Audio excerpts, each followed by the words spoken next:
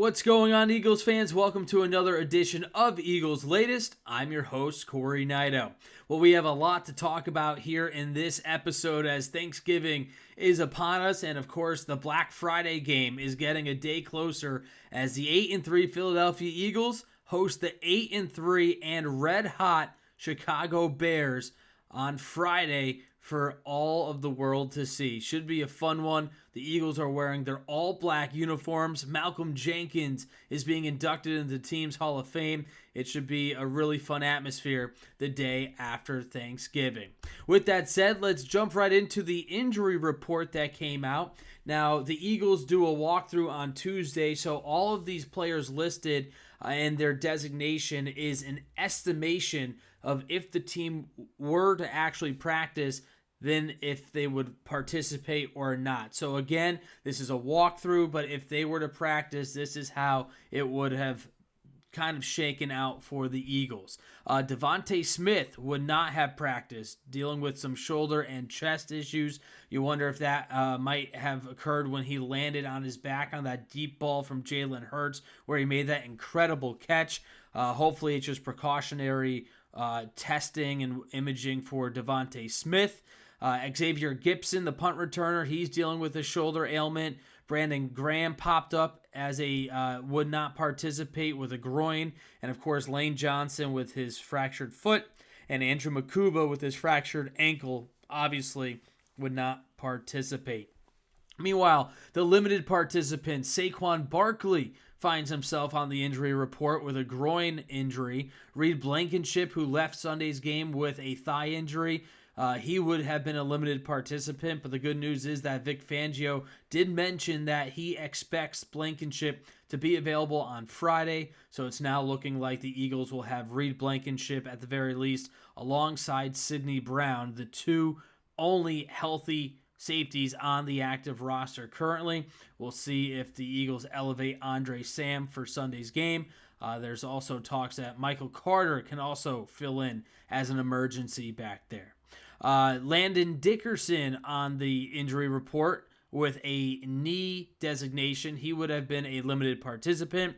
And some full participants, Adoree Jackson, who left the game with a concussion protocol testing. He will be out, he'll be in actually after he was taken out of the game. He's going through the game day concussion protocol evaluation. Miles Hinton, he is a full participant with a back, and Willie Lampkin, knee and ankle. Those two guys were back at it again. So that is your injury report. One of the longer ones we have seen so far this season. Again, it is an estimation because the team did not actually practice. They did have a walkthrough. But something to keep an eye out for with Devontae Smith. Saquon Barkley had a groin that popped up. He said that he was healthy when asked after the game on Sunday. Doesn't seem like it would be anything, but groins can be tricky, so we'll have to definitely monitor that as the week progresses. Now we switch over to what the offensive coordinators said this week as they met with the media for their weekly discussion. Some takeaways we'll go over. We'll start with Vic Fangio. Again, he is pretty blunt, doesn't waste much time, and he'll get right to the chase there. So he was asked what has he seen from Sidney Brown, and he said that he believes that Brown has been doing a good job in practice with the reps that he's getting. He's doing a good job staying in tune in the meetings and the walkthroughs. So he sensed some excitement around Sidney Brown and seeing what he's able to do on the field come Friday. He did mention that Michael Carter could be an emergency safety. He was also asked how big of a loss it was for Andrew Makuba to be out for the foreseeable future, and he said that he talked about it last week a little bit, but Makuba was playing a lot better and avoiding those big negative plays he was making and playing to his ability, and obviously the Eagles like his ability using a second-round pick on the former Longhorn. So a big blow there, as we mentioned in yesterday's episode, but we'll see what we have, or what the Eagles have in Sidney Brown and obviously Michael Carter as well. They asked him about Cooper DeJean, how he held up outside. Obviously some tough matchups with CeeDee Lamb and George Pickens, who had a really big game, and Vic Fangio was blunt. He said, yeah, he got beat a couple times, thought he was tight. Just at that catch point, he was getting beaten by those wide receivers, and it's going to happen. So we'll see how much we see Cooper DeJean on the outside, if at all. It does seem like Adoree Jackson is trending in the right direction. It's going to be interesting to see if they maybe nurse Jackson back in. So Vic Fangio was asked if Jackson is still out. Will Michael Carter be out there as well? And he said it's possible. And then basically he really complimented Chicago's scheme. He said that it's a great scheme. They do a great job calling the game, mixing it up, combining their run game with their pass game. They're really high ranked in a lot of areas, and they come in with the 8th highest scoring offense in the league under first-year head coach Ben Johnson. So this is a good offense that the Eagles will have to face for a second straight week. It's not as prolific as Dak Prescott and the Dallas Cowboys. You may not want to admit it, but the Cowboys have a Super Bowl caliber offense. They just don't have a defense to match.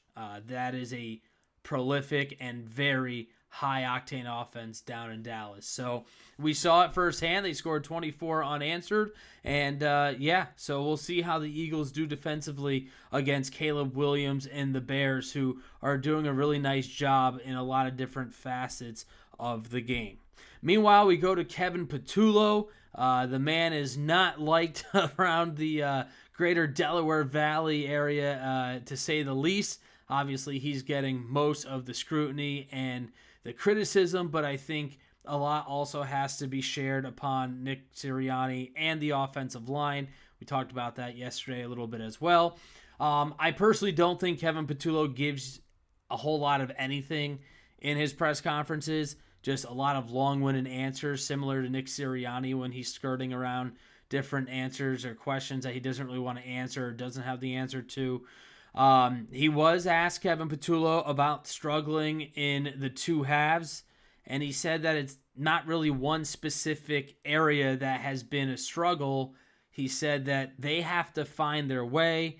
If it was one thing, then obviously it would be a lot easier for them to fix and to really pinpoint, and I do agree with that. If it was just the running game wasn't there, okay, you can kind of divvy up ways to get it going, but you got the offensive line playing poorly. The offense is being really sloppy with penalties, and then Jalen Hurts hasn't been his best. Saquon Barkley, even when he's getting some run, it seems like he's slipping up a little bit, maybe not seeing the holes as well as he was last year, plus the holes really aren't as big as they were last year. So there's a lot of going on the offensive side where there's a little bit of an ingredient from all different facets of the offensive line, and it's really concocting this mess, if you will, this poor recipe for success for the Eagles offense. So I think I think he has a point there where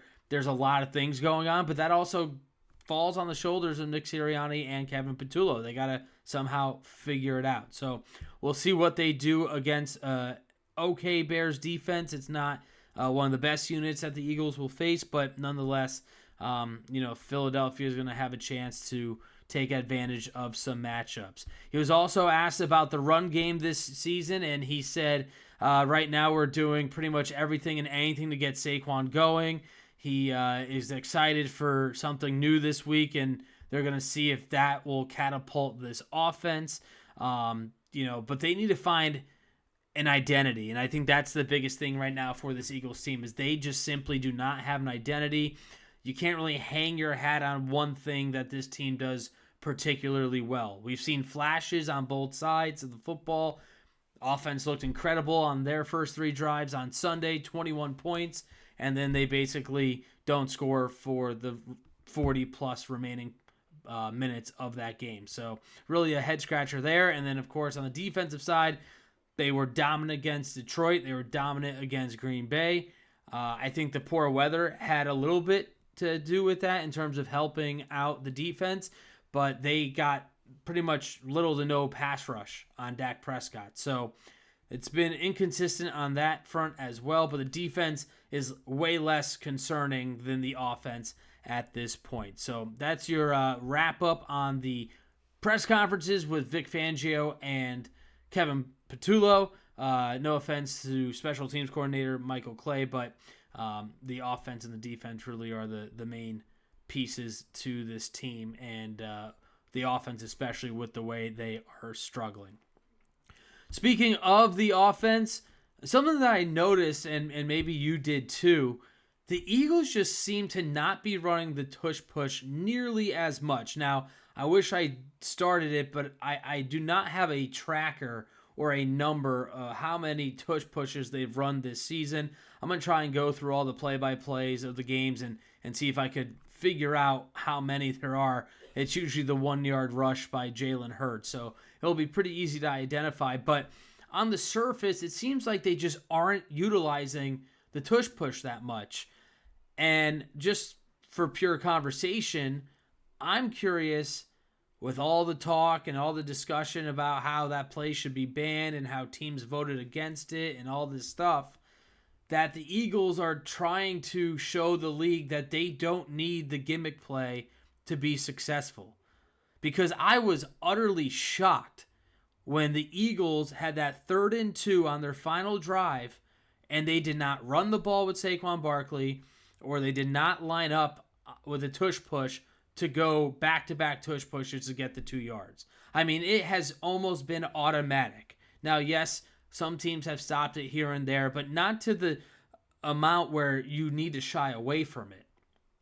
Jason Kelce has said that the play is brutal. He never liked running it, but he understood how successful they were. He said how grueling and taxing it is on the offensive line. And maybe they're shying away from it because this O-line has been battered all season long, and that they're just trying to keep their guys healthy. Maybe they don't want to get Jalen Hurts hurt, or maybe Jalen Hurts doesn't really want to run it either. But regardless, you don't have to run it. We saw them do this a couple times last year. Why don't they line up in the tush-push formation and run wrinkles off of it? A quick jet sweep to the outside with one of the wide receivers back there. A.J. Brown is back there. I'm pretty sure Devontae Smith is back there as well. Barkley's back there. Do some wrinkles so now you have that at your disposal and in your back pocket, and it shows teams, hey, yeah, we're not going to just pound it for a yard with Jalen Hurts. We have all these other maneuvers and trick plays that we can build off of this formation, and you have to try and determine what we're going to do. So I thought it was just interesting. It shows, to me at least, that they certainly don't have confidence in the running game. The fact that they opted not to run it on 3rd and 2 on a must-have down, and they decided to throw for it, and Jalen Hurts took a 13-yard sack. That pretty much shows me that they just don't have the confidence in the running game right now, both with the offensive line and perhaps with Saquon Barkley. And they're going to need to get it fixed because they need the running game to put games away. You cannot rely on short dink and dunk passes and the possibility of stopping the clock and giving opponents extra timeouts if they don't have it because of an incomplete pass. They need some type of running game. It doesn't have to be as efficient as it was last year, but they definitely need something better than what they have right now. But I thought it was just a food for thought, something that you guys can kind of talk about in the comments if you want. I just thought that was a perfect situation to just push it twice to get a much needed first down and get momentum to try and get in a field goal range to potentially win that game down in Dallas. But it didn't happen, and we'll see if we see the Eagles do the tush push more in the Chicago game. I mean, they do it on the 1-yard line, obviously. That's a no-brainer, but in certain situations, I would think that we'd see it more than we have this season especially. Last but not least, we're going to talk about the opponent, the Chicago Bears, the Red Hot Bears leading the NFC North. It's kind of hard to believe, but yeah, this is a good Bears team. After a little bit of a slow start, people were wondering, can Ben Johnson really turn this team around? They've got some good pieces. Caleb Williams is the keystone and franchise quarterback. And the answer is yeah. They come in at 8-3, identical record as the Philadelphia Eagles. They are 4-2 on the road, so they have held their own against opponents away from Soldier Field. They're 5-2 in the conference. They've won 4 straight in 8 of their last 9, and they are coming off a win against against the Pittsburgh Steelers in Chicago. And this is a Bears team that right now has a half-game lead over the Green Bay Packers, who are 7-3-1, and Detroit 7-4. So this is a Bears team that has a lot to play for. They're going to come in. They feel confident. They have something that they need to continue to play for and win. And I don't think this is as easy of a game as it may have looked come August, when you're looking at the schedule and you're circling the wins and the losses and games that you think are a good springboard for this Eagles team to kind of stack up the victories. This could be a tough battle. There's no doubt about it. I think the Eagles are the better team, but if the offense plays like it did over the last 3 weeks, there's a good chance they don't win this game, even at home. So we'll see what happens with this Bears team. As I mentioned, they are 8th in the NFL in points per game. They have a really nice balance of the run and pass with Ben Johnson calling the plays. Again, Johnson was the OC in Detroit for the last handful of years, and he really helped make the Lions that really high potent offense that it has become. And now he's doing it in Chicago. He's got Caleb Williams looking pretty good. Maybe at times Williams is kind of pulling a rabbit out of his hat, but nonetheless, it's getting the job done. They're 12th in passing yards per game, averaging a tick over 222. And then the running game is pretty good. They've got a double tandem there, if you will, with DeAndre Swift, former Eagle, making his return, and also a rookie in Kyle Monange. Really a good one-two punch, and we'll see how this Eagles defense fares, because they struggled against Dallas both in the rush in the pass, giving up 473 yards, and they're going to have to try and slow down a Chicago Bears running offense that is second in the NFL, only behind Buffalo, averaging over 142 yards on the ground. So that's kind of the Bears in a nutshell from a team perspective. They do have some good weapons. Tight end Colston Loveland, a rookie out of Michigan, drafted this season. He is starting to turn things around a little bit. Last game against Pittsburgh in a 3-point win, he had 4 catches, 5 targets, 49 yards, and a touchdown. He has had at least 40 yards receiving and 3 catches or more in each of his last 6 games, including a monster game against Cincinnati a few weeks ago to start off the month. He had 6 catches, 118 yards, and 2 touchdowns. So this is a really explosive tight end that could be a mismatch, but for the Eagles, luckily, they do have a guy named Zach Bond who's pretty darn good in covering tight ends in coverage. So DJ Moore is in the mix there for the Bears. They've got some other pieces as well. I believe Zacchaeus is also on the Bears, and a little homecoming for him as well.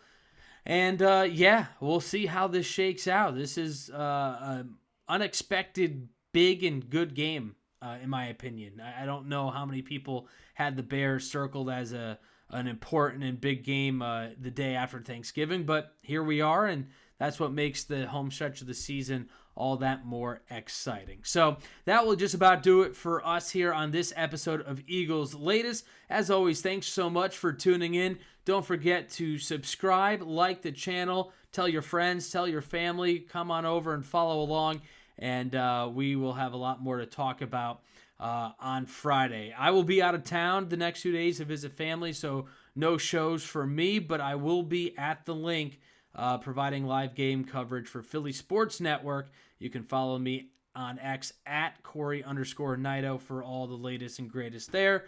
And as always, thanks so much for tuning in to another edition of Eagles Latest, and have a happy Thanksgiving.